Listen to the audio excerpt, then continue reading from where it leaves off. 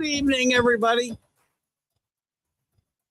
Keith Engel here for TGI Sports Talk College Football Huddle. Hopefully everybody's doing well tonight. What a weekend. Interesting. Listen, I get some shout outs here in a second, but what an interesting week of football, opening week. One undefeated conference. We'll talk about that. It's not the SEC, by the way. We found out a little bit about why they do not play non-conference games on the road. There, we got a little noise here. We found out a lot. Did we learn anything this week? We'll find out. We learned that we couldn't watch a lot of college football thanks to Disney and Spectrum, Charter, whoever you want to call them. Thank you very much. I get ripped off on both ends, but we'll talk a little bit about that as well. And I'll talk to you about how I got around it a little bit on Monday night. But I want to welcome everybody who's watching us tonight on TGI Sports Talk, on Northeast Streaming Sports, on Let's Talk Sports, on Zodiac, and wherever you might catch us later, and all the groups that are so kind to allow me to share the show with them. Had a great night, and a quick shout out to Dan Harris. Dan Harris back on the air. Dan's still not doing well, guys. Send your prayers, send your thoughts and prayers to Dan Harris. There's no better guy in this arena that I've been in the last 3+ years, 3.5 years, whatever we're getting to, than Dan Harrison. So keep some thoughts and prayers in your minds for my good friend Dan Harris from Let's Talk Sports. But it was good to be back on the air with him last night as he was hosting a AFC East round table, which we had a lot of fun with on Let's Talk Sports. So had fun with that. And welcome everybody tonight. We're going to get into, and we'll have Jim Biringer, speaking of Let's Talk Sports and full press hockey in a different context, full-time writer with fullpresshockey.com and a great contributor to Let's Talk Sports as well. Jim Biringer will join us around 7:30, I believe. And we'll talk. I know he's excited about the Colorado win. Me, I'm tempered. Happy they won. TCU was my best bet last week. One conference still undefeated, the Pac-10 Pac-12 without losing. These conferences don't know how many teams they have. Why should I? No losses after week 1, week 0 and week 1. Colorado with a huge upset. If you look at it as a huge upset over TCU. Not sure if this is a ringing endorsement of Colorado and Coach Prime or an indictment of TCU or a little of both. We'll talk about what I still think will be lie ahead for Colorado. Florida State with a huge statement win, struggling a bit in the first half. Huge win over LSU. We'll get into that. We'll get into the Duke upset over Clemson. Got a couple good upset picks myself. SEC, as I said, struggling in non-conference road games against ranked opponents. Just saying, LSU, Florida. Ohio State, still searching for a quarterback. We'll get into all that. We'll look at this week's games. We'll look at the rankings. We'll look at everything. Turn this off. All right, guys. Let's see who's with us so far tonight. We got a few trouble seeing got to get to the eye doctor. Anthony Price, good evening. How are you? Thank you for the serve. You were wondering why, yeah, probably because of Spectrum/Disney. If it was on any of the ESPN networks, if it was on the Pac-12 network, you weren't going to get it. That counts for the SEC network, the ACC network, Big Ten network. I'm fit to be tied. I did find a way around it. I didn't think it would work, but it did. Hello, Rick. How are you, buddy? I did what you sometimes do and checked Georgia's schedule, and the only game that I saw as a challenge, we'll take a look at it in a little bit. Actually, I think we've done it, but we'll do it again tonight because this is my pick to three-peat, Rick. I will not be – I may throw a couple curves in that argument a little bit, but I am on record as saying I think the Dogs have a great chance to three-peat. NCA with his Knowles. I bet Florida State. Listen, I gave you a couple of really good upsets. I said Wyoming would have the ball in the fourth quarter, a couple minutes left with a chance to win. They win in overtime. I gave you Duke keeping it close against Clemson, and they went outright. Now, I said I steered you wrong badly with TCU as my best bet. And by the way, I did bet Penn State. And if you bet on West Virginia, that's about as beat as you can get. The spread's 20.5. Penn State's up 14 with like almost no time left. They should be taking a knee, and they don't. They score, kick an extra point. They win by 21. I think was it 21. Might have been a little more, but they would have covered without the touchdown. And it also went over because of that score. Those of you who are conspiracy theorists might have a thought or two on that. I'm not a conspiracy theorist. I did get a win, and I'm very happy. So anyway, welcome everybody. We're going to take a look at last week's top 25. Listen, surprises. I don't know that I said TCU is my best bet. After watching the game, I can't be surprised Colorado won. They were up, Coach. You know, Deion Sanders is like a split personality. There's Dion and there's Prime. And he feels his team has been slighted by the media, his home media, the road media. They felt his son was disrespected. And he's going to fire up this team and this fan base.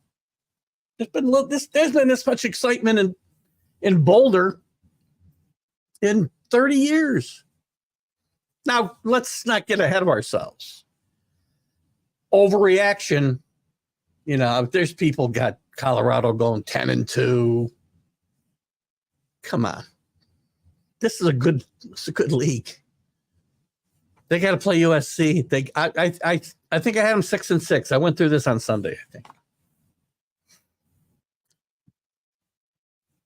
I will tell you the SEC and some of the Big Ten teams played some really bad teams, and they won by some pretty big scores. Little old school football scores this week. Let's take a quick look. I want to take a quick look at last week's top 25. Why don't we start there? We'll look at some other games that are noteworthy. Where are we? The week started out, by the way, at 8 o'clock last Thursday night while we were getting done with this show.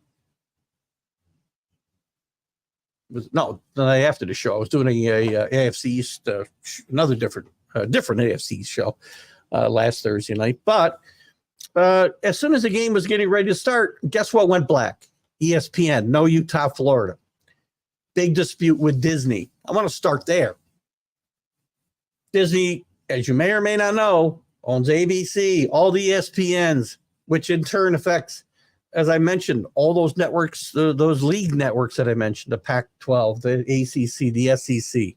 And it's BS. And I got to tell you what, I mean, look, at these things happen. These disputes between TV providers like Charter/Spectrum and Disney or whoever we might be talking about. But the fact that I pay Disney directly for the app for ESPN Plus has nothing to do with Spectrum or Charter, and I still can't get the games, is BS. I called them and they said, well, it's because you're a TV provider. I'm paying you directly. What a scam. I got to tell you.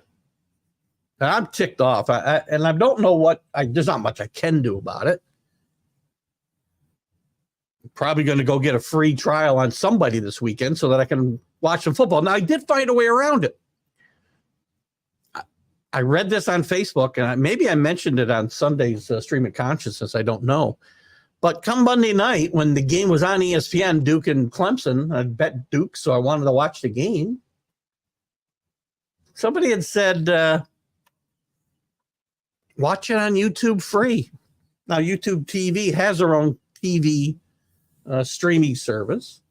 But that's not what he's talking about. I went to the free YouTube. I did not think this would work. Put in Clemson live. I have the Clemson and Duke game live. 10-second delay, 12, 15-second delay, something like that.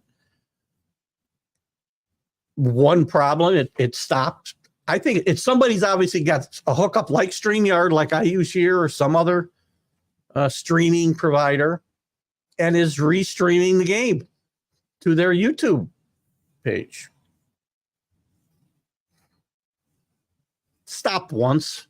I redid it, found it again. Only had to do that twice. Watch the entire game. There's always a way around things. What do we got here, Rick? Billy would tell you to fix it then. Kenny would tell me to fix it then, probably too. I don't know. But when I win, I don't worry about fixes. And I never believe that stuff anyway. Again, people talk about this stuff, this Penn State games, like this Penn State game, like referees care, like coaches care.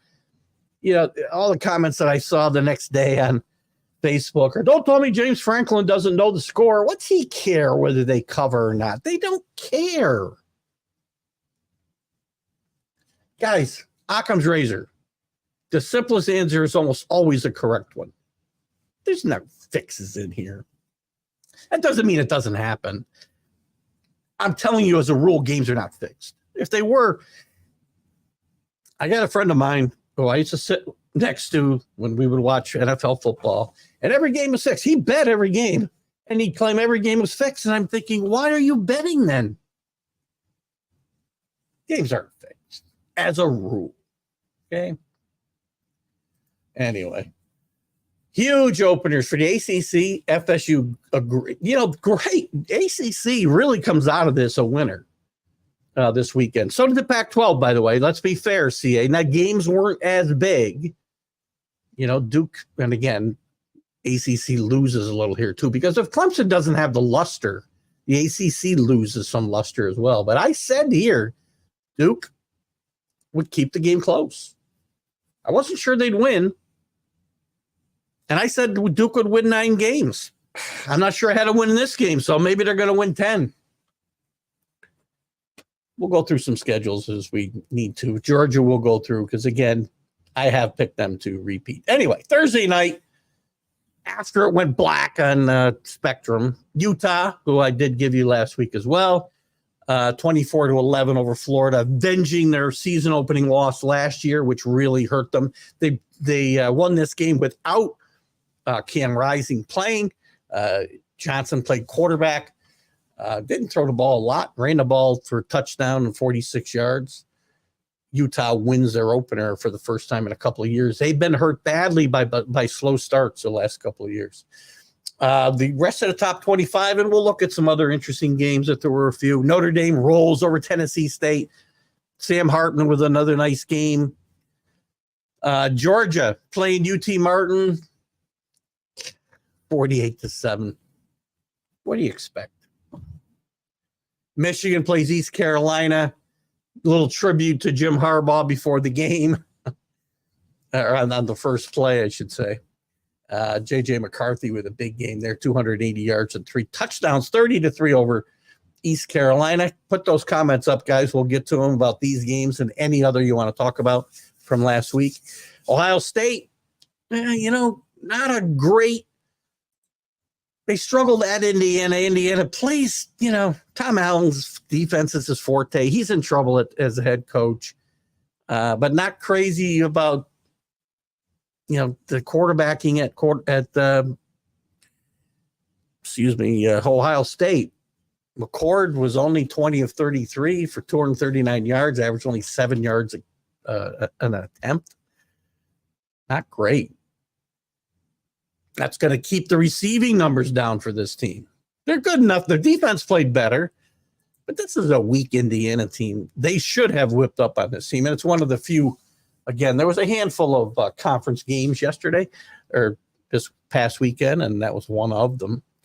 Alabama, Middle Tennessee. And by the way, these are not community colleges. It got brought up Sunday on the Mac and Jack show that, these SEC teams are playing community colleges. These aren't community colleges, guys. They're not Power 5 conferences, but these teams, except for UT Martin, I think, are all playing FBS 1 football.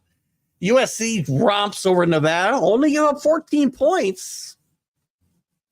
Caleb Williams, 5 touchdowns, 319 yards. The early front runner for the Heisman if you want to start in game 1, which I don't. West Virginia, I already mentioned the game. It was a 23-point game, but they would not have covered without that play that I mentioned. James Franklin gets off to a good start, and their new quarterback plays well. LR played pretty well, 3 touchdowns, 325 yards. First time for this old school rivalry, the first time they played in quite some time, as they used to play every year. Boise State, who I thought would give Washington a much better game this weekend. I didn't bet it. Washington wins 56-19. That's a big statement for Washington. Boise State's not a bad team.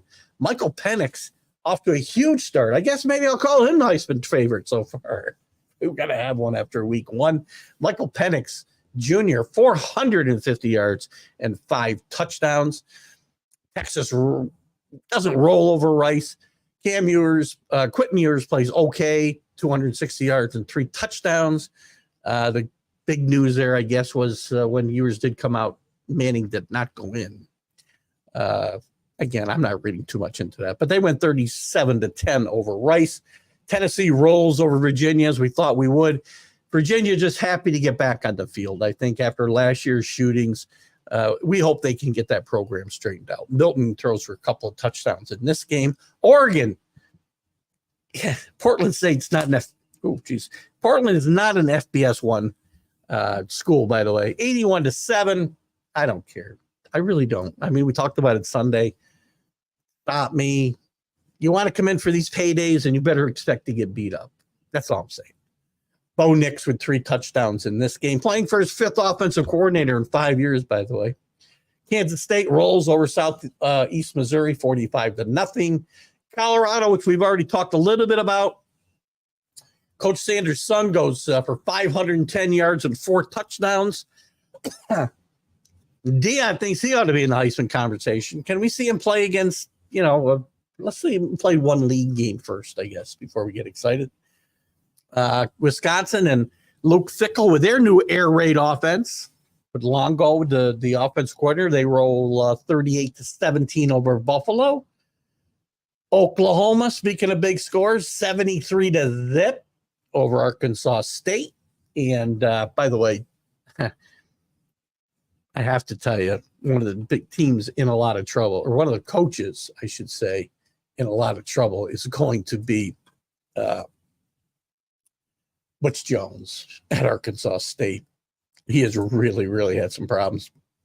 In another game I thought would be better, South Carolina loses to North Carolina. I guess you can call it a road game for South Carolina. Technically a neutral site in Charlotte, North Carolina. But another SEC team losing to at least a ranked team, again, on the road. Same with LSU. Same with Florida. Ole Miss beats up Mercer 73-7. The new quarterback, Jason Dart, gets 4 touchdown passes. We'll see if that can carry over for Coach Lane Kiffin. Texas A&M 52-10 with, as we know, Bobby Petrino calling plays now instead of Jimbo Fisher. Jimbo Fisher also needing a big year this year. Tulane rolls over South Alabama 37-17. Watch out for this team. They've got pretty much all their main players back from a Cotton Bowl winning team over at USC last year. Pratt, one of them, the quarterback, goes for 294 yards and 4 touchdowns. Iowa beats Utah State 24-14, falls out of the top 25 in doing so. We'll take a look at that top 25 in a little bit. By the way, not good news for Kurt Friend's son, the offensive coordinator, as his contract states if he doesn't average 25 points a game and win 7 games, he will get fired. Florida State, as we said, rolls 45-24 over LSU. Brian Kelly better stop putting bulletin board material out there for his opponents. I'll say that for him right now. Shut up. Oh, my gosh. Right? Oh, how did I got to tell you, it was like tail two halves. Florida State got off to a quick start in this game, then struggled quite a bit to finish the second half. Jordan Travis struggled.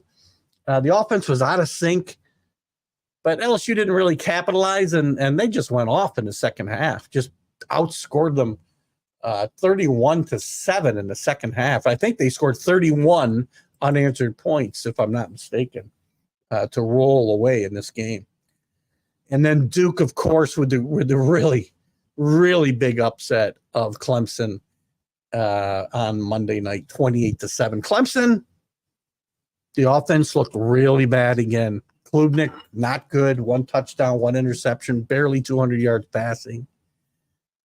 This kid for Duke, keep your eye on this kid for Duke. Riley Leonard played really, really, really well. He ran for 98 yards and a touchdown. Threw for only 175, but he's got some moxie, this kid. Keep an eye on him, and we'll talk some more. I see some comments up here, and I see our resident SEC elitist has joined us, too. We'll see what John DeLong has to say here in a second. We use Sling with a sports pack, $55, first month half price. I'm not paying for anything. I'm doing a trial this weekend. Hope. My problem with getting off of Spectrum and Charter is that if I do that, I'm going to pay. I have to have good internet. And I'm going to pay through the nose for my internet if I don't have any other choices for high-speed internet here. So I really can't go elsewhere. I mean, I can drop down to their basic package and then do apps for everything else, which I'm willing to do. My wife is on a little different page than me, but anyway, Sling is something I've trialed in the past, so I don't know that I can this weekend. Love the red zone, by the way. If I'm home watching and the Patriots aren't playing, I'm watching the red zone. NHL channel as well. There's our resident SEC elitist, the leader of the elite, John DeLong. Welcome, John. Good to have you with us. I would like to be in the show with an impression. Okay.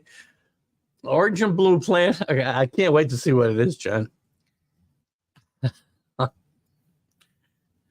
This is my impression of every call from an Alabama fan on the Paul Feinbaum show. I can't watch Paul Feinbaum right now, by the way, because of freaking Disney and Charter. Just you might hear this from me 100 times in the next hour, so I apologize.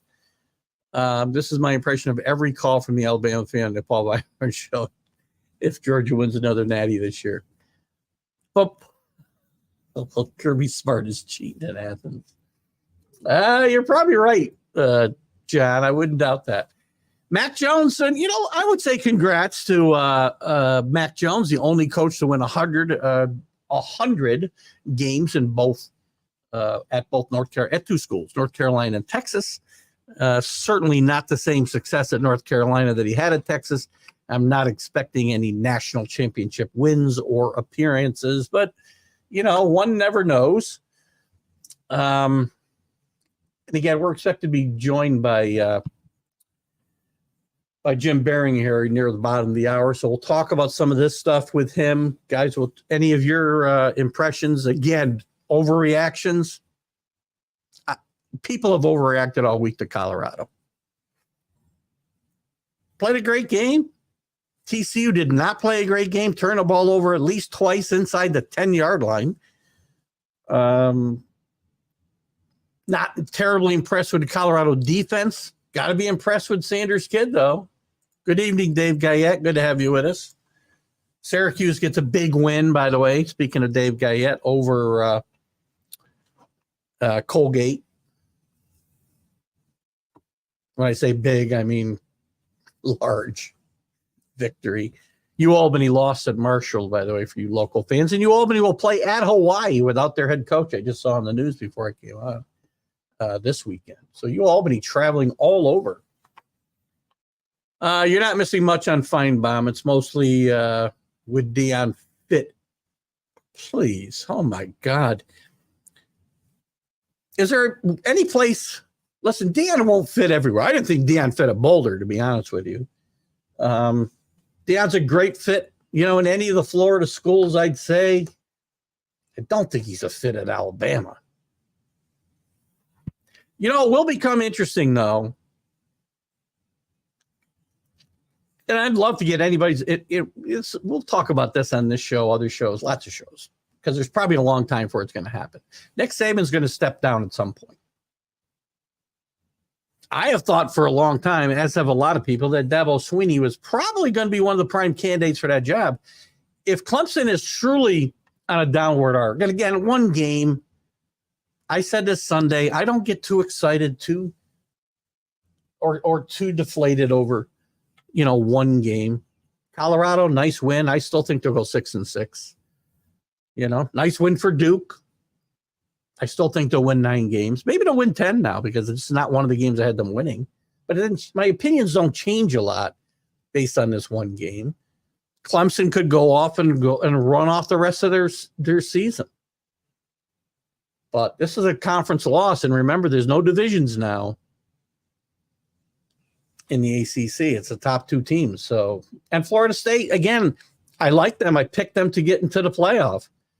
I'm not going to get excited and say, oh, it's a goal. It's a sure thing. They still got a tough road to get there. Plus, they got other teams to contend with ahead of them. They did move up to 4 in the AP poll. We will use the AP poll for our purposes here on this show until the playoff poll comes out, which is not going to be for months, obviously. John thinks that Nick coaches this year plus 2 to 4 more years. I don't see him. I wouldn't doubt that. I mean, look at, what is he, 71? Not sure. We went through this last year and I was off by a year, maybe. I believe he's 71, I think. I could see him coach until he's 75, 76. How long did Bobby Bowden go? Probably too long, but Nick Saban's, I think, more on top of his game than Bobby Bowden probably was. I think Bobby Bowden was just, a figurehead by the end.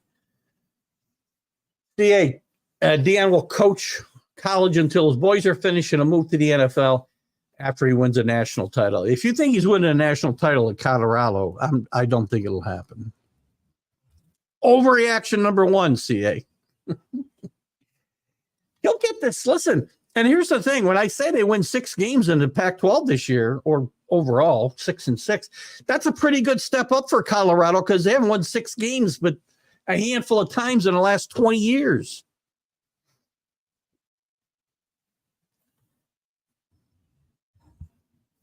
And I got to tell you, I'm also not rooting for Dan. I'm not rooting against him.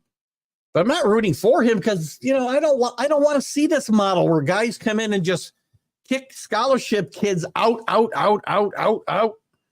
and bring in 86 new kids. He'll be 72 so I guess I'd be right. He's 71. March 7. I would say I was 72 by now. As viewers know, I've been 63 since January, but officially turned 63 on 15th of August. Bobby Bowden was I do believe he was at least 80. I don't see Saban coaching until he's 80. I don't see him coaching until he's 80. 75, 76. Maybe he'll go farther. Why go? Why quit? This life. Tricky Nicky is Tricky Nicky.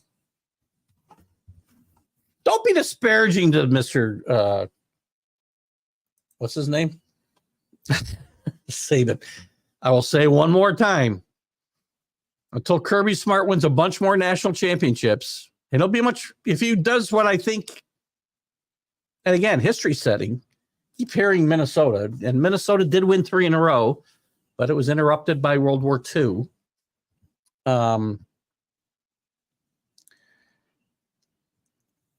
This would be history making if they do a 3-peat. It's still not going to make Kirby Smart the best coach of all time. Not yet. That's Nick Saban. It was Paul Bryant. Now it's Nick Saban. And you haven't really mentioned your LSU team yet, John DeLon. I'm a little surprised. Just Googled. Bowden was 80 when he retired. Okay. I'm pretty close. I think I said 80. But I don't know. God, my mind is like Swiss cheese. Don't worry, there's only one prime time. There is only one prime time. And by the way, you're 2 different guys. He is riding this indignation wave quite a ways. It's going to be hard. What's he going to do once the press is on his side? What's he going to do when they're 3-0 and everybody's saying they're going to go 12-2? Well, they're not going 12-2. They're just not. Sorry, Rick, I'm going to have to jump into I got to jump into the Colorado schedule first. Let's just say they win. They beat Nebraska, which, again, I think Nebraska will have a chance against Colorado. I really do. I think this will be a little bit different football game. Colorado State, I'll give them 3-0. They're losing their next two. They'll be 3-2. They're going to lose Oregon. They're going to lose to USC. Arizona State, at Arizona State, I think they lose 3-3. Stanford, 4-3. At UCLA, 4-4. They're going to lose Oregon State. That's 4-5. They'll beat Arizona. That's 5-5. And I think they'll split Washington State and Utah, 6-6. Not that hard. That's where I see them going here. And I'll go to Georgia's schedule here in a second because I do want to take a quick look at it. Rick said they got one test in Tennessee. Oh, where are we? He's still waiting for LSU. By the way, Brian Kelly's got to shut up. You don't need to give teams bulletin board material when they're already amped up to beat your ass. There's not much to say about the game. This is true. The Tigers couldn't get any push off the Noles defensive tackles, and our wide receivers couldn't take the top off their secondary, and our DBs were just sad. I agree with every one of those points. Florida State played a great second half. Great second half. And if they play that way, now again, no overreactions. If they play that way, it's going to be a little rough for, hang on, I got a text that might be from Jim Biringer. He'll be there in 5 or 10, and that was at 7:30. So he'll be here in a few minutes. If Florida State didn't make so many mistakes in the first half, it would have been a real blowout. They did play. Listen, they had a really good first drive, or I think it was first drive, and then they really fell backwards for the rest of the half. They struggled badly, shot themselves in the foot, bad passes. They just looked out of sync, and whatever kicked in at halftime, God bless them. They did a great job.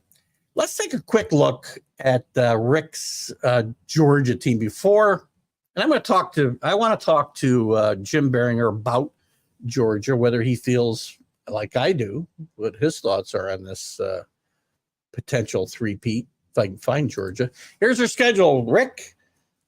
Ball State, South Carolina, no problem. They're at home against South Carolina, won't be a problem. The UAB, at Auburn. I got to see Auburn. I'm interested in seeing Auburn against Auburn playing this week. I made a note here somewhere. They play Cal. Yeah, Hugh Freeze's. I'm interested to see how good a start Auburn gets off to. They still don't have the elite athletes. They got a good coach, though, and we'll see how that goes. But that could be an interesting test. Kentucky, they get at home. At Vanderbilt, no problem. Florida stinks. Missouri. Ole Miss, they get at home. Tennessee's on the road. You might be right, Rick. I mean, to me, if I'm looking for them to hiccup, it could be at Auburn, depending on how Coach Freeze is successful in changing some culture quickly at Auburn. Maybe Kentucky. You know how I feel about Coach Stoops, and Leary played really well last week at quarterback. They could scare him a little bit too, but you're right. It looks to me like Georgia's got an easy path to their division championship.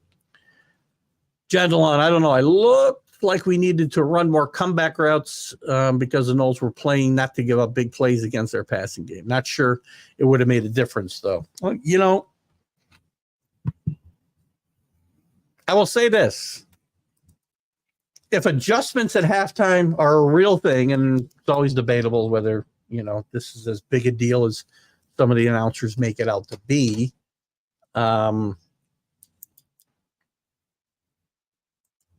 Coach Kelly didn't do a very good job of making adjustments at halftime. And again, I just think he needs to be quiet. Don't fire up teams. You've got a good football team. Just go out there and play the games. And that's not usually Brian Kelly's style. I mean, what else do you take away from this week? Other than the fact that Spectrum and Disney ought to be freaking taken out and flogged. You know what? And I was told this too. So I called. You're going to get these little rants throughout the week. I called ESPN or customer service for my ESPN Plus account. And they said, one of the things that we want to get out of this is that we want to be able to sell direct to, because I had a conversation with the guy. I didn't care. We want to be able to sell direct. We want to get away from TV providers like Charter. We're trying to rectify the situation. But at the end of the day, someday you'll just be able to buy all of this content directly from Disney, directly from ESPN, however you want to phrase it. And I said, wait a minute. I do. This ESPN app, I buy directly from you. And it's useless. You're already getting my money. So you're stealing from me by not giving content to Charter / Spectrum, who's charging me for that content. And then I'm paying you $6.99 more a month for the Plus that I'm also not getting anything at. Oh, I got plenty of Premier League soccer. Yeah. These rants just aren't going to go away.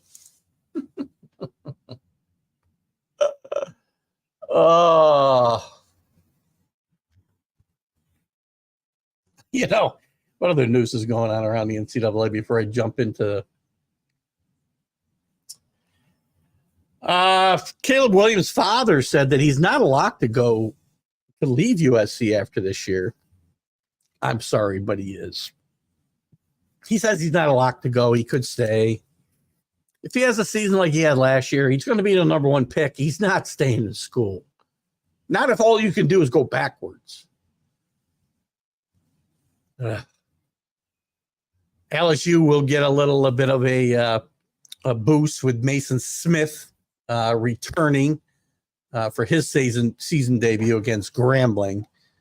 Their start defensive tackle will be back. He couldn't play the first game Saturday. He's expected to play about 30 snaps. I wouldn't want to be Grambling this week, right, John? Just saying. Oh, what do we got here? The Buffs get to a bowl game. 6-6 get you to a bowl game, by the way. I think Mad New Yorker mentioned it as well when Dion went to CEO. In his heart, he wants a national title from agreed. I probably said that.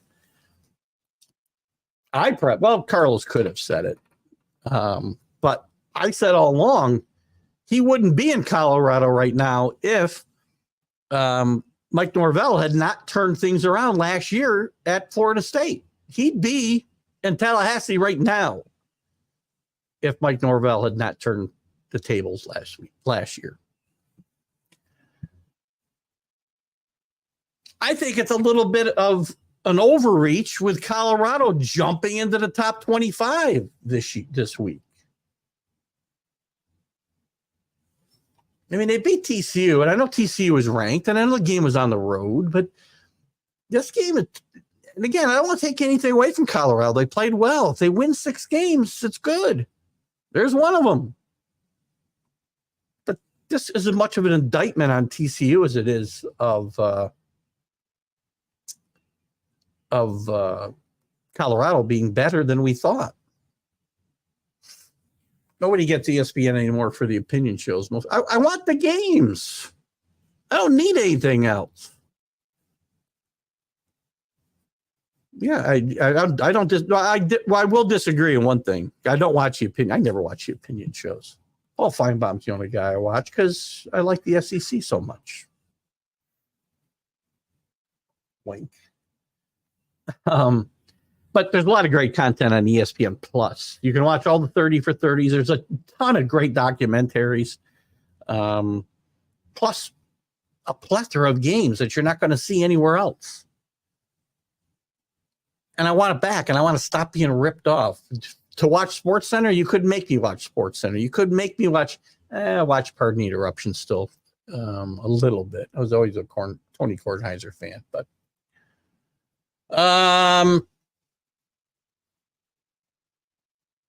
TCU players talking about their loss.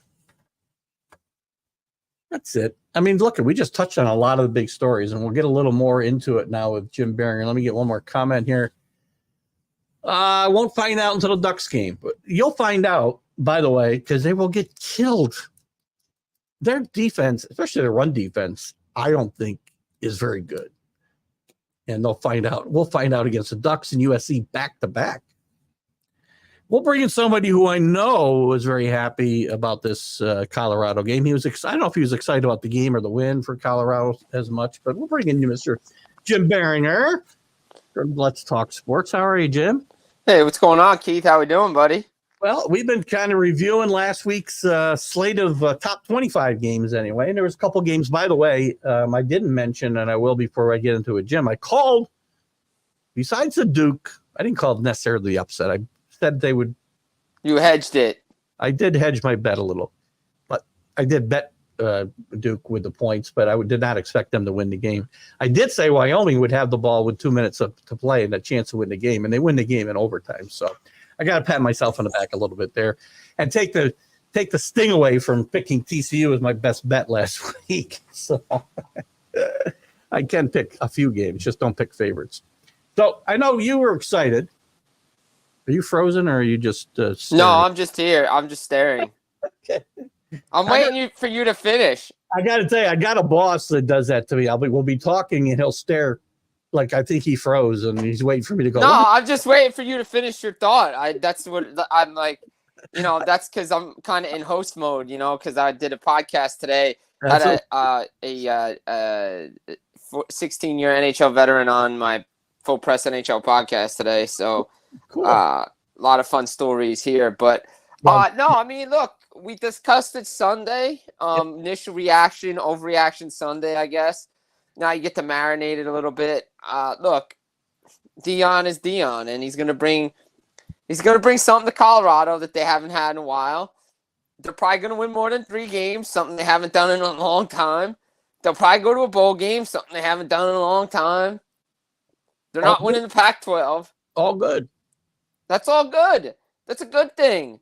You're getting players noticed at a place where you became, after you left the Big 12, you kind of became irrelevant, like Nebraska left the Big 12 and became irrelevant in the Big 10. Exactly the same way. They've had, I think, like 3 winning seasons, I think, since they left the Big 12. Yeah. So, and yes, look, and I go through the schedule, and I only find 6 wins. I just can't find more than 6 wins. They made, real quick, I know you went through the schedule already, but I mean, you look at it, like Oregon, USC back-to-back, they should be 3-0 when they play Oregon. Like they should be, right? I mean. They should be 3-0, yes. Nebraska, I think, might give them a tussle this week. Just maybe a letdown. We'll see. You got to back it up at home game, but Nebraska to me is not that strong of a team that could really challenge him. Again, I gotta have more than one game to really judge Colorado. Oh yeah, I mean, look, what they're doing, it's great, but they got all right. So you got Nebraska, Colorado State. You should be 3-0. Then you go to Eugene. That's a tough game to play. You got USC at home. Look, you mentioned Colorado's defense. Again, until USC's defense plays somebody, they have question marks too. That could be another shootout. So you never know. If Colorado has the ball last play, you never know with them. They should beat Arizona State, Stanford. UCLA will be tough. Oregon State, they should beat them. Arizona, they can beat them. The Washington State going to be a loss, and Utah going to be a loss. 6 wins. 6 wins. That'll get you a bowl game. Yeah. No, yeah, 6 wins is definitely a bowl game today. I mean, hell, there's 90 bowl games, so they can't. Right, that's what I'm saying. They can't even fill all the spots. And by the way, I don't say this to demean Sanders or Colorado, because nobody expected them to do better than 6 wins. Everybody has said in the beginning that 6 wins would be great. Now I'm in the chat rooms and I'm like, I see Colorado will be 10-2. They'll be blah, blah, blah. We stop. They got to run. Look, I know everybody wants to talk about, how make fun of the Pac-12 after dark, this and that, the whole thing. Who was the only conference in week 1 that went 13-0? Said at the top of the show, only one conference without a loss. Pac-12. Now, I know a lot of the matches were a little weak, but so what? Doesn't matter. So Colorado beat a good TCU team. Exactly. And by the way, before the SEC guys get up in my arms about who they played, please, we're out there playing. Please. Yeah, exactly. I don't want to hear nothing, not for nothing. Like Georgia fans, I really don't want you. I don't want to hear you at me or come at me about schedules because you play nobody until the championship game. SEC had 2, and now we found out why SEC teams don't schedule out of conference games on the road against ranked teams. We found out this weekend. Yeah, exactly. Because look, it's gonna the big game this week. Obviously, I actually did a column for Full Press coverage. Looking at my games of the week, it'll be out probably tomorrow. Number 1 is obviously Texas and Alabama. That's the game of the week for me. Yep. Again, is Quinn Ewers going to go in there and light it up? I don't know. He was pretty good last year before he got hurt. Mm-hmm. There's questions around Alabama's quarterback. They always have star power. But again, to me, you never write Nick Saban out until they don't have a winning season. That is the game of the week. And, Steve Scarsazian, to me, really needs to go into Alabama and win this game. This is a bigger game for Texas than Alabama. He ain't winning this game. I'm telling you that right now. He ain't winning this game. I don't think so either. But this is a bigger game for Texas than it is for Alabama, I think. It is. And the thing is, he says in all the right things. We're learning how to do what Alabama does, the prep work, all this. Nick Saban don't lose against assistants. Oklahoma king of the cupcakes. Gentlemen, not NFL Live. I'm NFL Matchup. I don't know what that. I think he was talking about some of the shows on ESPN that we aren't missing. But NFL Matchup was a good show, by the way. It was. But all those shows, I was bitching about not having ESPN again. I've been going on about Disney and the fact that, I don't know if you heard me, I talked to Disney/ESPN about my ESPN Plus account. Yeah. And one of the reasons they're having this dispute is the fact that Disney wants to be able to sell their product directly to the consumer like me. They don't want to go through a TV provider. And I said, I am paying you directly for ESPN Plus. I play it to you, not to Spectrum. And I have no games on my phone. I'm sorry, Premier Soccer I did have. Last Saturday, I have nothing against soccer. I was not interested in watching Premier Soccer. I want to watch football. It's college football season. It's not. It's not soccer season. Like let's be honest, football season. And look, or I'll never. My shows will be all about this if I don't stop. Yeah, I know. But anyway, look, Saban against assistants, Saban at home, Alabama at home. For some reason, they play better in Tuscaloosa than they do on the road in these big games. I mean, look, I know Milrose is going to be a question mark. Ewers is good, but I just think Alabama at home is just a better team than Texas right now. I want to remind Jim on this show that we have quite a few. The king of the emperor, or whatever John wants to be called, of SEC elitists is John DeLon. So he was, and he's an LSU fan. He was very contrite that his team stunk the other night. They got stunk. They were awful. By the way, Brian Kelly, shut up. Why are you talking about you're going to stop them? That was it. I'm paraphrasing, but just be quiet. The whole game changed when you didn't stop the kid on 4th and 2. Then you had the interception, and that was a 14-point swing, and the game was over. And Florida State didn't play well in the first half. They did not. And LSU had too many turnovers in the red zone. To me, the turning point of this game, go back to it. End of the first half, Florida State stops them, only holds them to a field goal. If Florida State gets if LSU gets a touchdown, that's a different game. Impressive bike ride the other day, apparently you had. Right, that's right, baby. Let's go. Rick, are you stalking Jim again? Yeah, he is. I think so. I think he's stalking me. I know problems here. I know he's not riding with you. I know that. No way. No chance he's riding. Unless he's got a drone following me. I don't know. Before I want to get into this week's top 25 games. We'll go through the slate and pick some winners. It's going to be pretty quick. There's some still pretty bad games. There's some blowouts this week. But I'm going to want an upset from you as well. But before I do that, on this show, I have predicted my final, and I think I told you on Sunday, and I'll go through it again.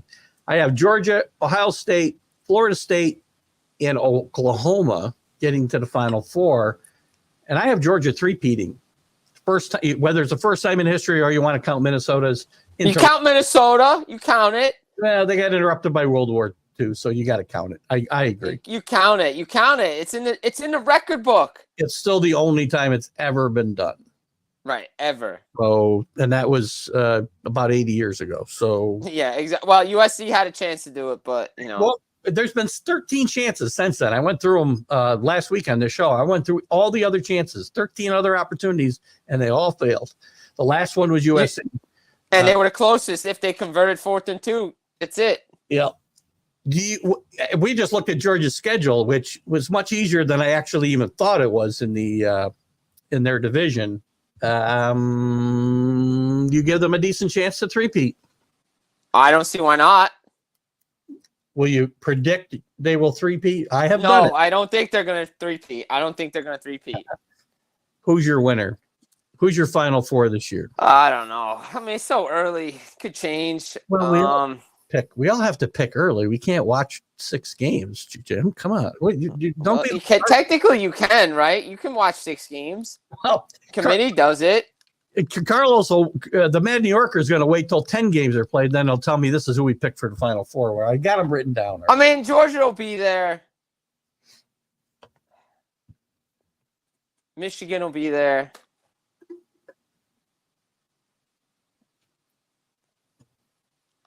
I think Florida State will somehow get there. I like Florida State a lot. That's not an overreaction. That was from before. No, that's not an overreaction. I think they'll get there. They have to be undefeated to get there. Probably, yes. And I'm going to throw Ohio State. I think the Big Ten gets 2 teams back in again. There you go. I like Ohio State, too. Yeah, Florida State, by the way, before the season, I thought they could get there with 1 loss, but that would have been only if them and Clemson got to their game. Yeah. If Clemson was good and they lost to Clemson in the regular season and rebounded and beat them in the championship. I got an issue with again. Look, I know you're not supposed to react to these top 25 polls, whatever, because they don't mean nothing. I'm sorry, but Iowa should be 25. They won. Yeah, I wouldn't drop them out to bring in. Who'd they drop? Who jumped in? They dropped Iowa and they left Clemson in after that loss. Well, I mean, the 2 teams that jumped in were Duke and Colorado. Colorado, I would not have moved in the top 25 after this game. I would not have. They were going in. It was Dion. You knew they were going in. I think Duke belonged in the top 25 to begin. I think Duke belonged in there too, and I think Iowa deserves to be in there. Yeah. You won. Yeah. And I mean, it's not for nothing, but LSU lost, and I mean they only dropped like 7 spots. LSU dropped to number 14, 9 spots. It's 9 spots. So, I mean, Clemson, it doesn't matter. Clemson with a huge drop, 16 spots all the way to 20. They should be out, baby, out. I would say they could have dropped out easily, for sure. Easily drop out.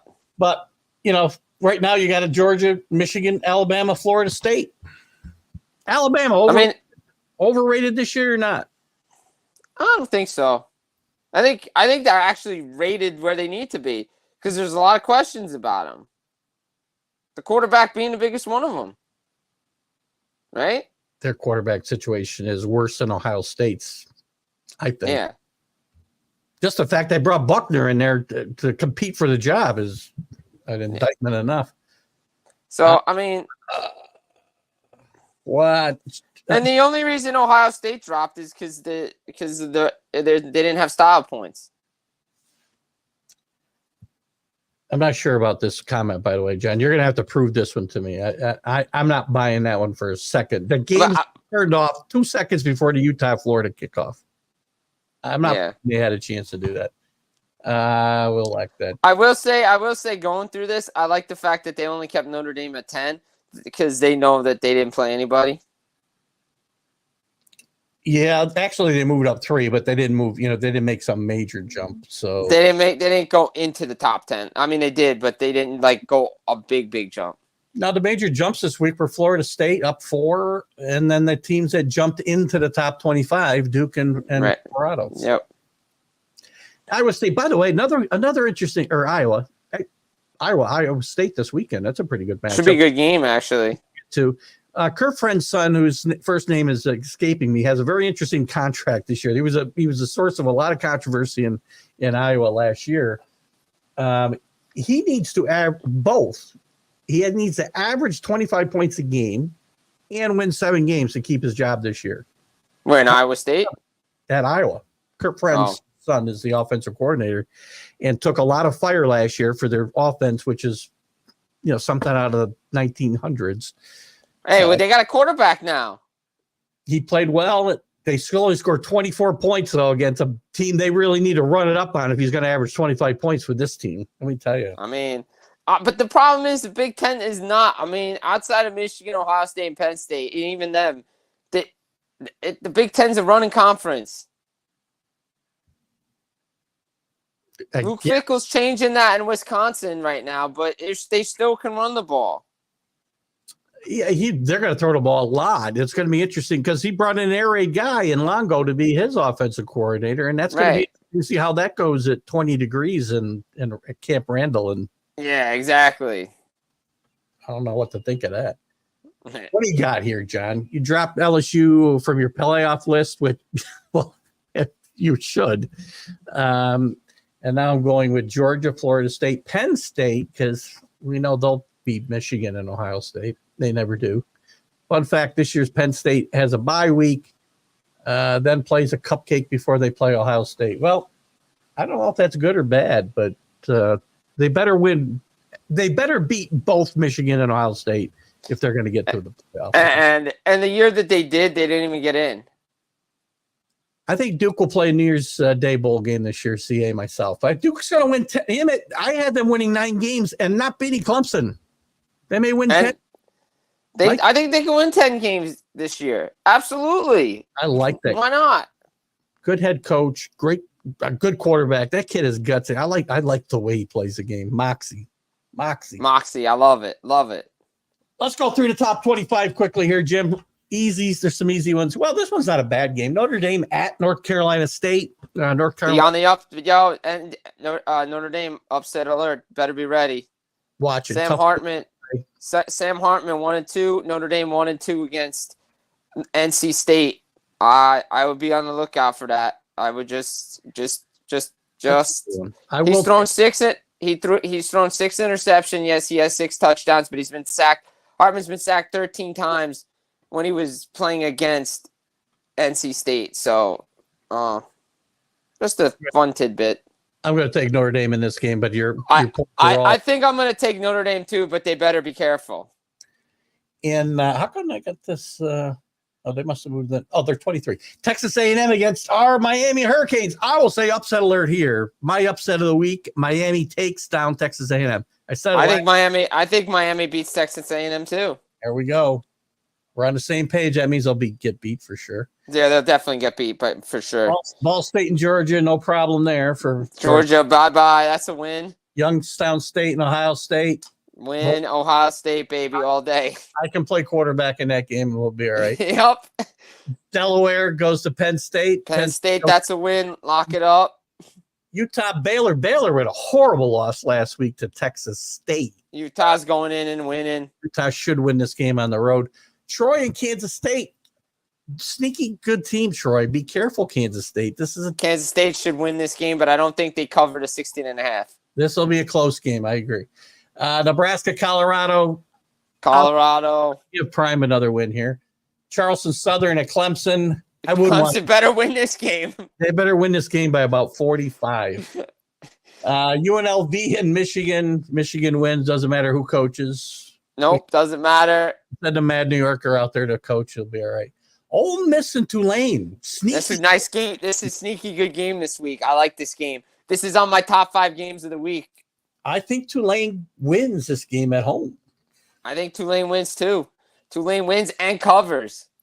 Yes, and my SEC people know how much I love Lane Kiffin. I am picking against Lane Kiffin. They all hate him. I love him.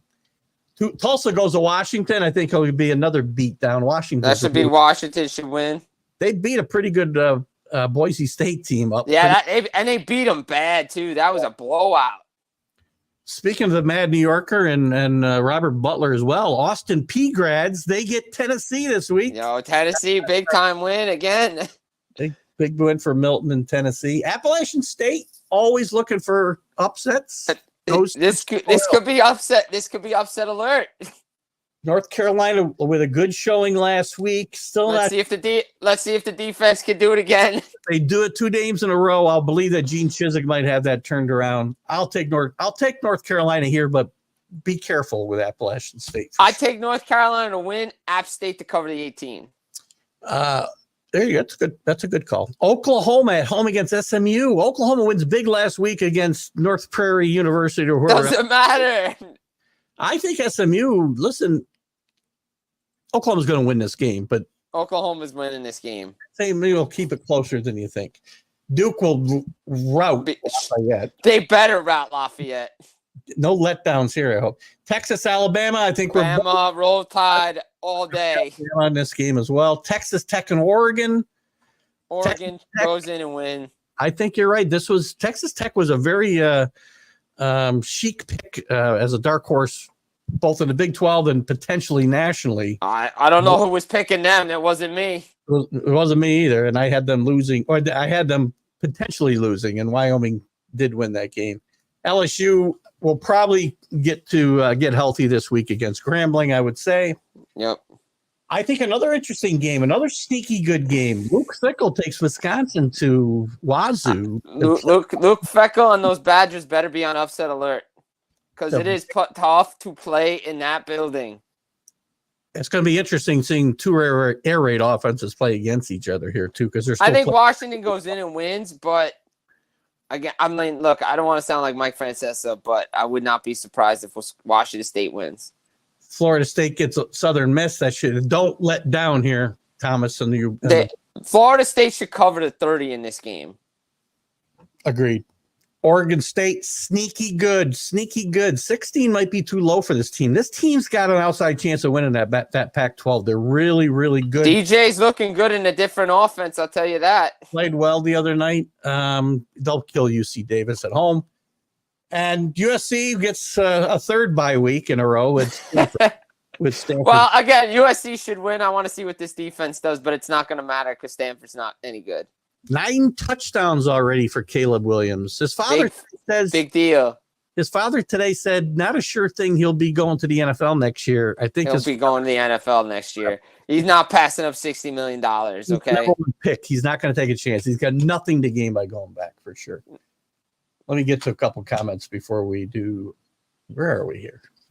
Oh God! How come no?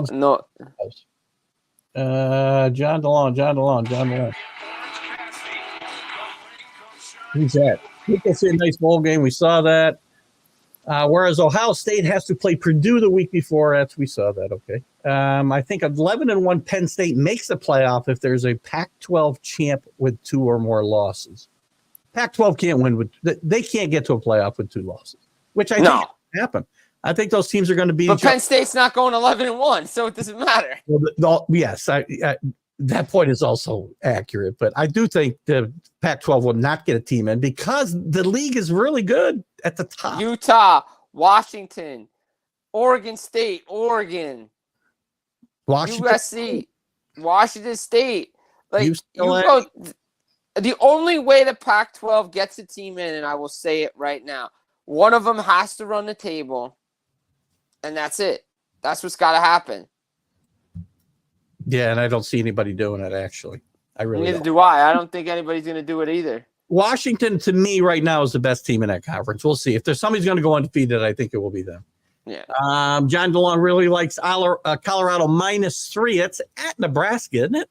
No, it's at home. Is it at Colorado? Okay, I like that Yeah. line prep too. Keep in mind, I'm a degenerate gambler who lost $127 on the LSU Florida State game. By the way, that's an interesting number. How do you lose $127, John? I'm kind of lost. Usually it's round numbers. Texas State second to CU in portal transfers. Good catch there. CA didn't work as well for them as it did the Buffs.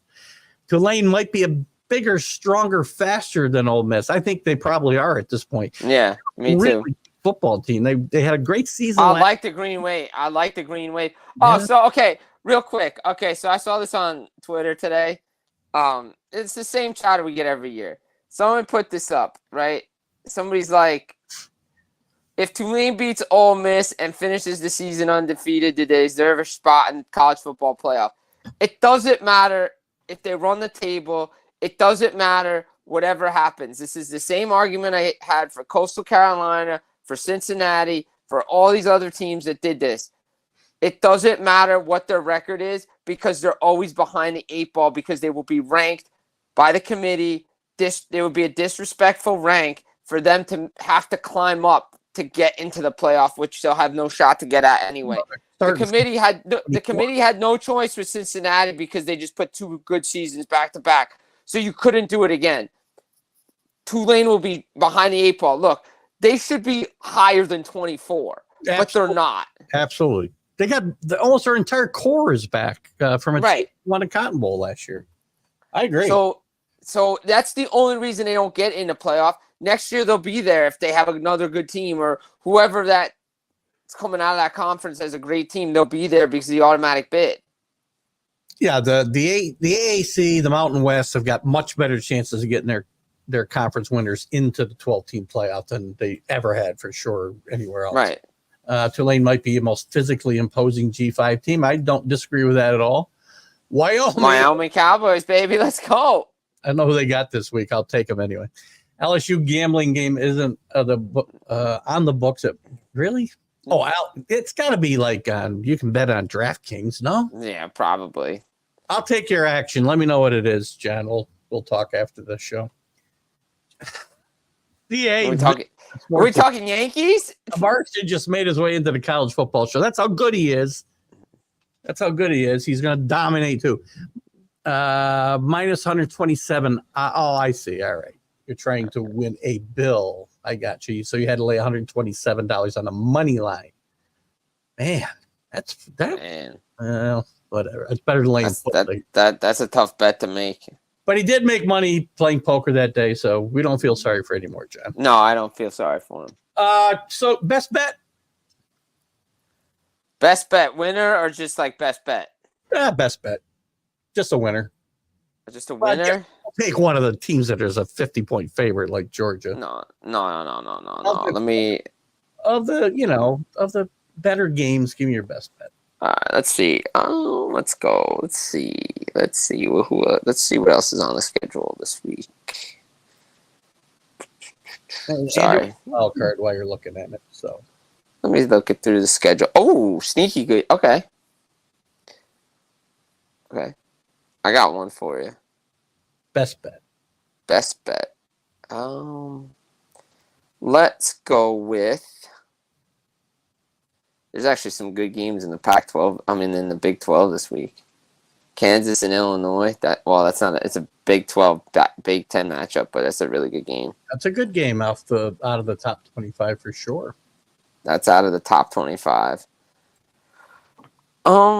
Let's go with this. Okay, here we go. Upset alert. Iowa State at home. Plus the 4 against Iowa. That's a good one. That's your upset. Who's your favorite best bet? Or is that your best bet? That's my upset. That's my wild card. I was trying to dig. I was digging deep in the.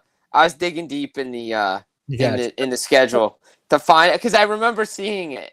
So I will say, best bet Utah covers the 8.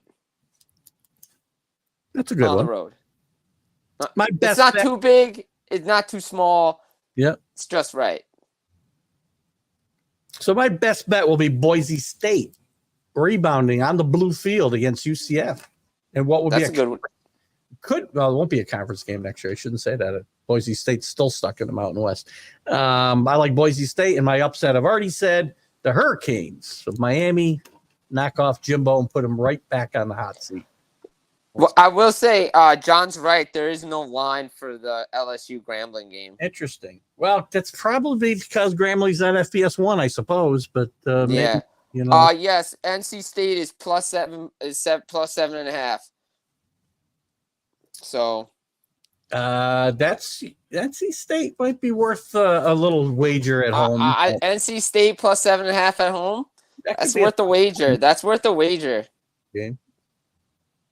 And I said it. I'll say it before. I know Wisconsin's favored by 6. I think Washington State keeps it close. I think they keep it a 3-point game. What else you got for us, Jim, before we let you out of here? I mean, week 1 college football's in the books. We're ready to rock and roll. Week 2, we're getting closer and closer to actual conference games that matter. A lot of ranked versus ranked. Look, every week Colorado plays. Every week, everybody's going to want to watch the seed. That's what it's going to be like all season. When we shouldn't put them in the championship talk because they're not getting there. The Notre Dame train, let's pump the brakes on the Notre Dame train. They played a bunch of nobodies.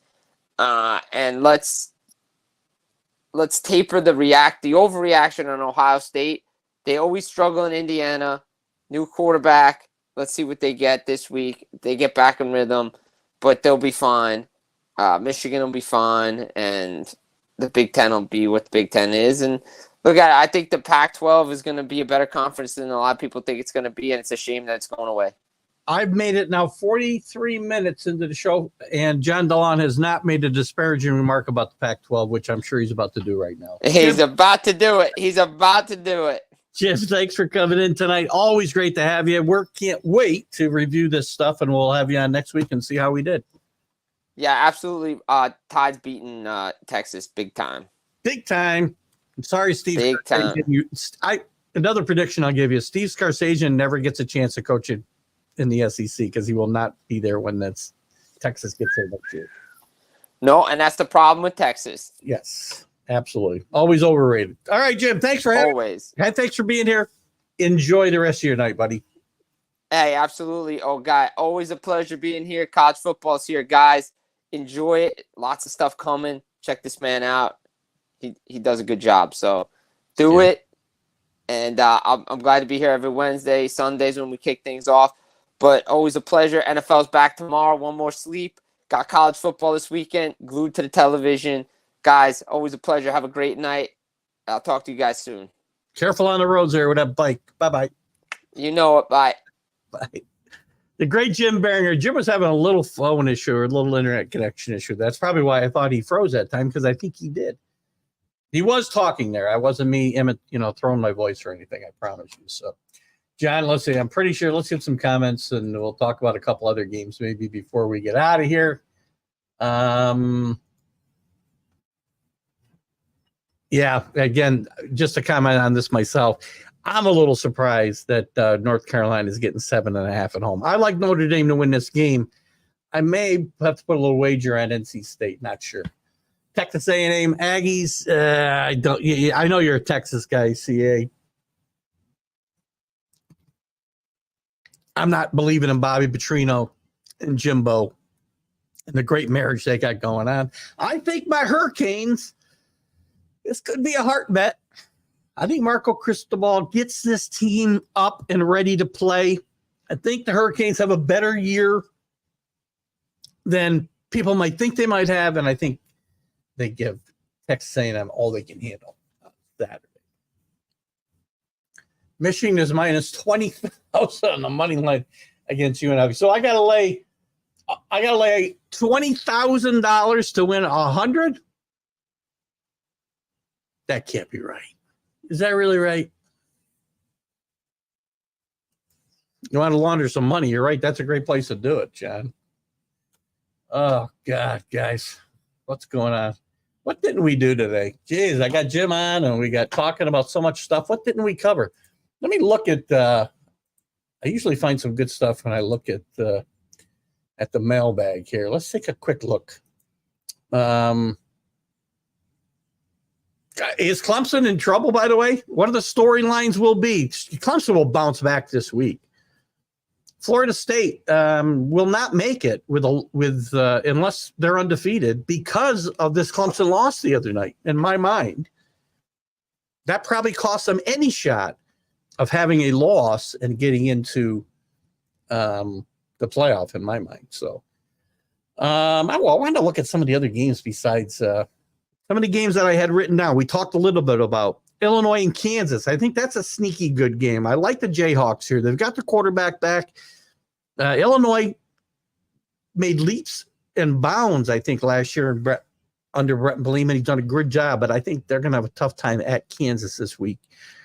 Purdue with a horrible loss at home. A good Fresno State team. And again, that Mountain West is underrated.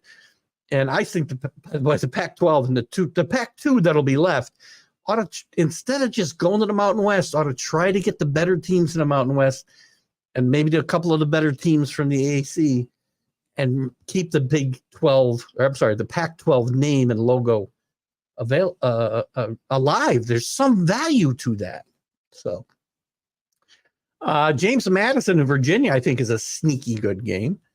James Madison, only their second year, I believe, here in FBS 1, still not eligible for a bowl game. We talked about Iowa State. I like Iowa State in that game as well. Cincinnati at Pittsburgh.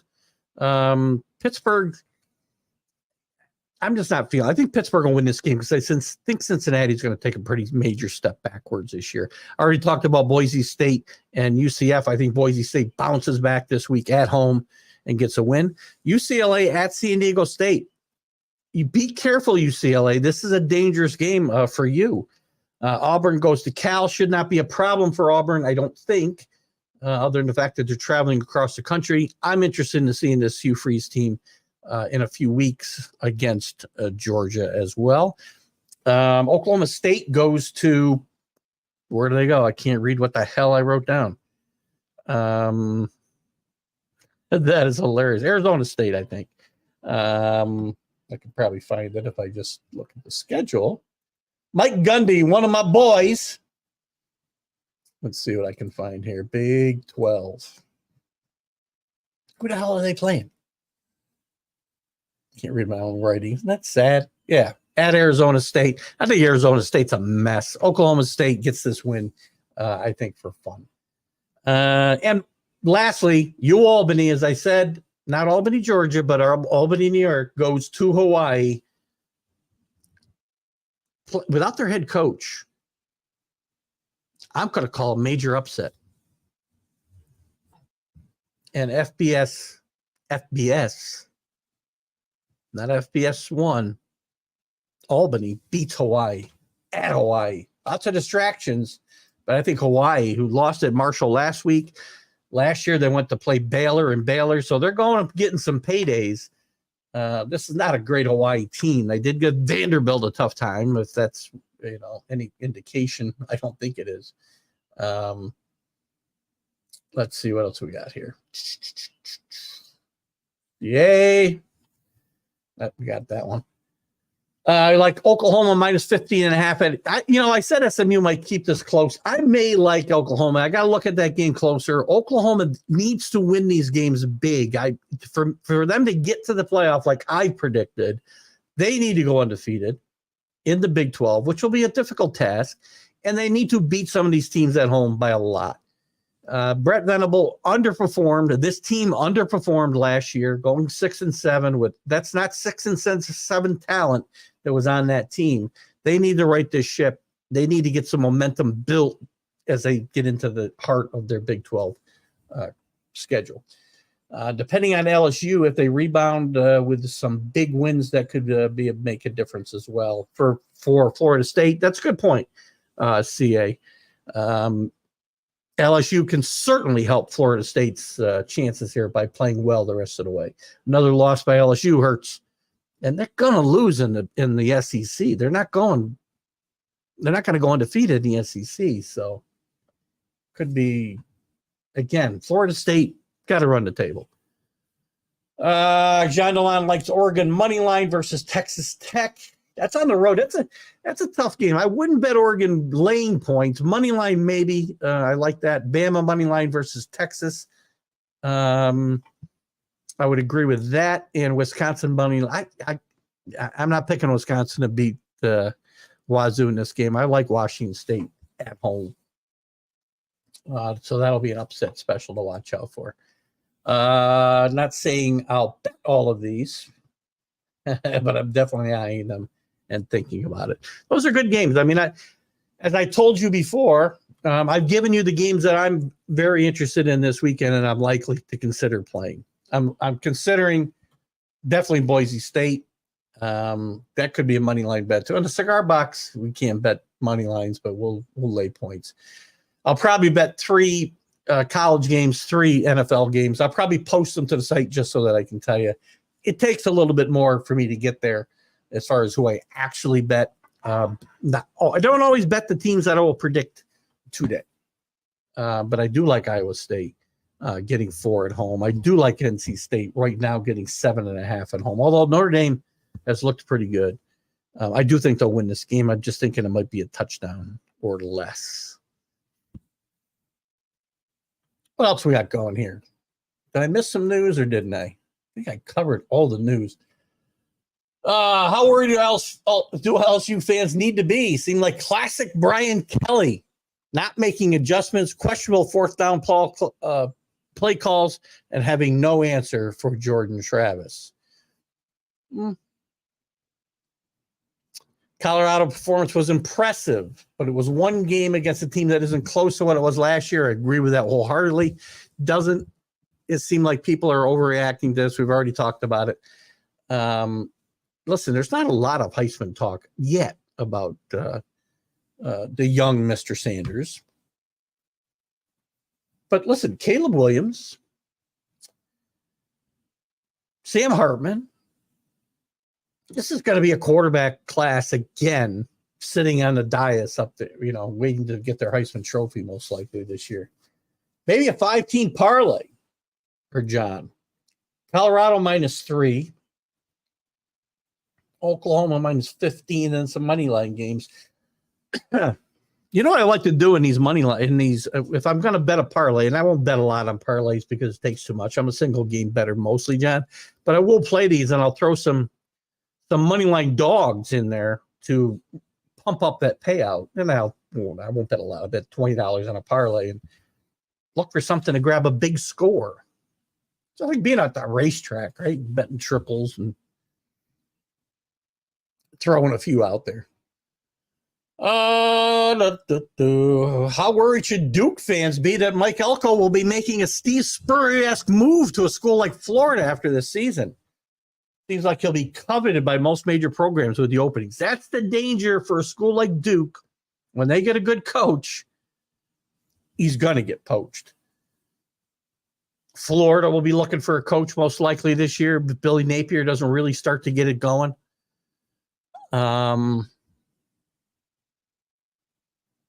But he may stick around. He may stick around longer than you think. Some coaches want to build something at the place they're at. But can you build a program to last at Duke? I'm not sure you can. And how many major SEC or ACC teams are going to be looking for a coach? Clemson's not looking for a coach, right? Alabama's not. Mississippi's not. Mississippi State won't be. LSU won't be. Alabama certainly won't be. Tennessee won't be. Florida is the only team I can think of, upper echelon SEC, where Mike Elko might potentially fit. But they have unreasonable expectations. Again, they go through great runs with coaches like Spurrier, and it took some time for him to get them over the hump there. They get Urban Meyer. They have a great run. Watch the Swamp Kings, as we've talked about on ESPN. If it ever, I'm sorry, it's on Netflix, so don't worry about that. But it's not like they've been this tremendous power throughout the history of college football. They haven't. And maybe Mike Elko gets a look at Miami if Marco Cristobal falls on his face again. Because Miami, and I've come into Miami fandom since they won national championships, not when they did.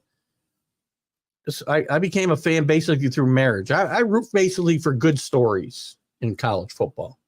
I don't have a real allegiance. I will say Miami I have an allegiance to. But I will tell you another thing. Miami fans think that they have a historic program there, and they don't. They basically had a great run from 82 to 2000, 2002, or 1. That's it. They've had some good football teams scattered in there besides that run, but that's it. This isn't a team that goes back through history like Notre Dame, like Alabama, like Ohio State, Michigan. Miami fans think they are, but they're not. What else we got here? Okay. If Elko wins 9 games, he's getting plucked. He's winning 9 games. I went through the schedule before, and I'll do it again right now. He's winning 9 games. I had him winning 9 games without winning this game on where's this? Where is the ACC? Where's the ACC? They don't even. Come on, where are you? ACC. Got to get to Duke. I had them not winning 9 games without beating Clemson. So now they're 1-0. They're playing Lafayette. That's 2-0. They're playing Northwestern. That's 3-0. They're playing UConn. That's 4-0. They got Notre Dame, a big game. They will give Notre Dame fits. That's at home. I'm going to give them a loss there, though. 4-1. I'm going to have them beat North Carolina State, 5-1. Lose to Florida State, 5-2. Beat Louisville, 6-2. Beat Wake, 7-2. At North Carolina, I'll give them a loss there. 8-3. I'm sorry, 7-3. Virginia and Pitt win. There's your 9 wins. I took a win away from them. I think I took the win at North Carolina away from them that I had given them before they beat Clemson. So I'll still keep him at 9. This team has a good possibility of winning 10 games. This team has a really good shot to get into the ACC championship game. Really good. And he will get plucked unless he wants to stay there, and I don't see it. David Cutcliffe's the only really good coach who ever really stayed there for any length of time. They either stunk and got fired, or they were like Steve Spurrier and moved on. Or at least he gets off. He'll definitely get offers. Florida State fans are the most miserable fans in the SEC. Well, Florida fans are the most miserable fans in the SEC. But again, they because when their team stinks, they always want more. And all the Florida teams have struggled through the last decade. I mean, Florida State won a national championship, but it was kind of a one-off thing. They haven't been able to keep the kids at home because the way college football is now, and Florida is still probably, I think, still the best recruiting ground. Sorry, CA, in the country, Florida, for high school football players. But they don't all stay at Miami, Florida State, Florida. First of all, there's more competition within the state itself. UCF has done very well. Some of the best facilities in college football at UCF.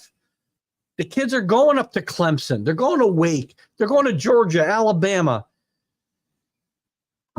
That's why the Floridas and Florida States and Miamis have not kept that run going. And Florida thinks they should be this team that competes every single year. And I think They got fooled during the Spurrier time and the Urban Meyer time to think that's who they are. Well, they'll have spurts when they get good coaches in there. And I don't think Billy Napier is the answer. After that Clemson game, I believe that Duke can beat Notre Dame. I wouldn't put it past them. And I think the game's at home. That game at home is going to be very interesting. And there's no time on that game. That's this month too. The end of this month, the 30th. I will be on a cruise. I will be in Florida about getting on a cruise ship the next day. I will be somewhere watching this game. Not saying they will, but it's possible. I'm kind of with you. John, we haven't agreed too much tonight. What is going on? I'm a little worried. Have I gone into Bizarro universe, or is everything still? I gotta make sure I haven't gone into some kind of multiverse version of college football huddle. Florida has one of the few fan bases that stops going to games when the game isn't doing well. There's a few around. Miami's that way.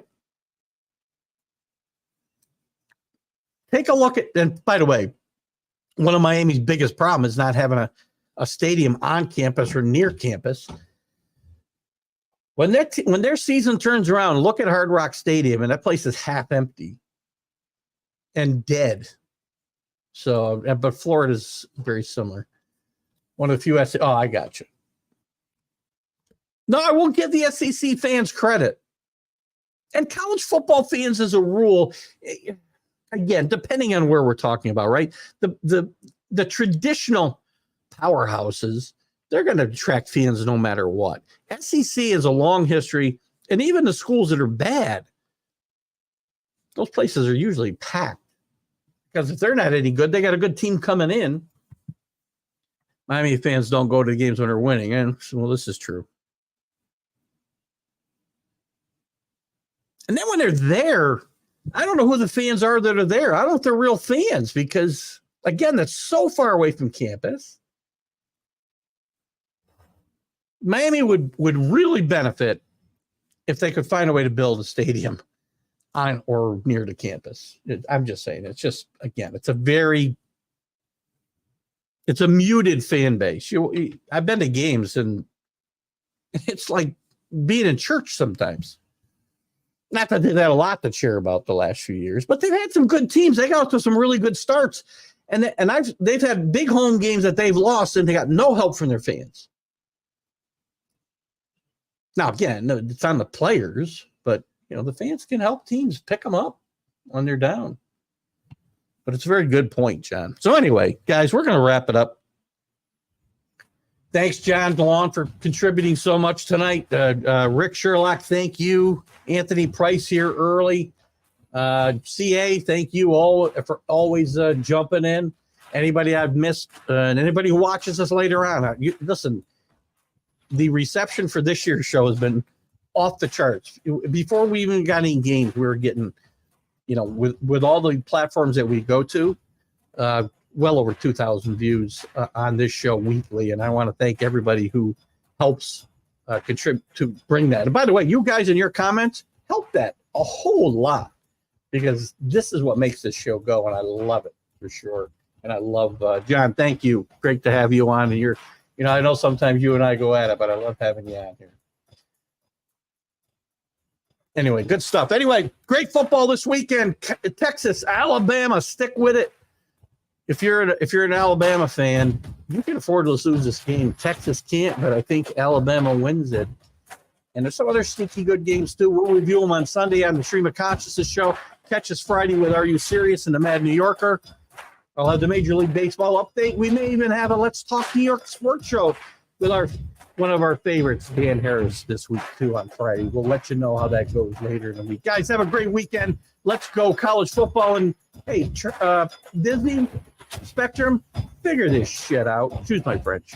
Bye-bye.